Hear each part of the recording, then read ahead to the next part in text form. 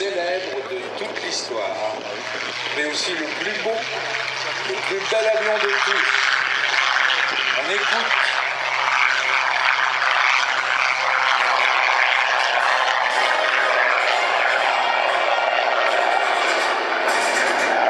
L'avion qui nous a... écoutez, c'est assez simple, on va la faire courte, avec un peu de mépris avant la guerre, en l'appelant le meilleur aéroclub du monde, la Royal Air Force, chasseur anglais capable de prendre l'air, et bien donc la Royal Air Force, durant 3 mois, s'est opposée chaque jour où il faisait beau, s'est opposée à la Luftwaffe allemande, en utilisant des avions très semblables à celui-là. Ci, c'est un Rolls-Royce Griffon, 12 cylindres en V, 45 litres de cylindrée, 2000 et quelques chevaux.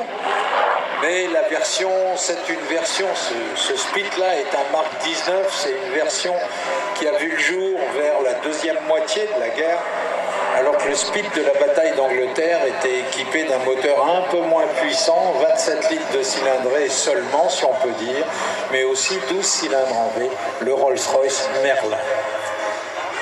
Alors on est quelques-uns à avoir eu le privilège, longtemps après, de voler en Spitfire, de piloter un Spitfire. Et pour l'avoir fait, je peux vous parler un peu de cet avion qui est véritablement un chef-d'œuvre. D'abord, le Spitfire, on ne monte pas dedans, on se laisse glisser dedans.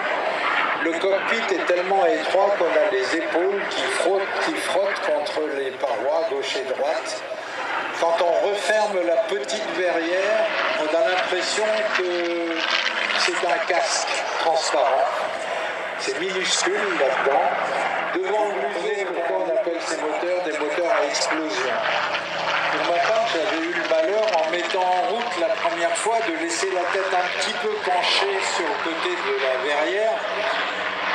Et à la mise en route, ça a explosé littéralement. J'ai vite rentré la tête à l'intérieur avec un coup de chaud.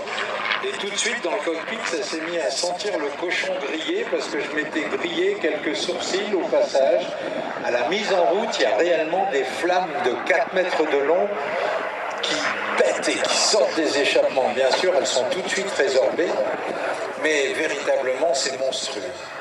Quelques instants après, bon, d'abord vous le faites rouler au sol, ce qui est la partie la plus difficile de l'exercice, car c'est un avion anglais avec des freins pneumatiques. L'avion sur le nez, ça coûte une fortune parce qu'il faut changer l'hélice.